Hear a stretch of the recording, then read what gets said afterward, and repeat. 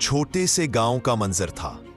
ईद करीब आ रही थी, बाजार जगमगा रहा था, लेकिन छोटा सा अरसलान बस खिड़की से बाहर देखकर खामोश बैठा था।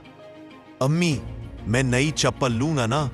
अम्मी ने मुस्कुराकर सर हिलाया, लेकिन उनकी आंखों में छुपी गुर्बत को अरसलान की बहन ज़ैनब ने देख लिया। अगले दिन अरसलान को जेब में एक चमकता हुआ 1 रुपया मिला।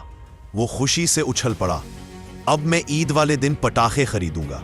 लेकिन जब वो शाम को घर आया तो देखा कि ज़ैनब की पुरानी चप्पल फट गई थी। वो देर तक सोचता रहा, फिर चुपचाप गया और बाजार में पटाखों की जगह छोटी सी रबर की चप्पल ले आया। ईद की सुबह ज़ैनब हैरान थी। ये चप्पल? अरसलान ने कहा, मेरा 1 रुपया था। पटाखे तो शोर करते हैं, बहन की खुशी दिल को सुकून देती है। ज़ैनब की आंखें भर आईं और अरसलान ने पहली बार महसूस किया, खुशी सिर्फ खर्च करने में नहीं, कुर्बानी में होती है।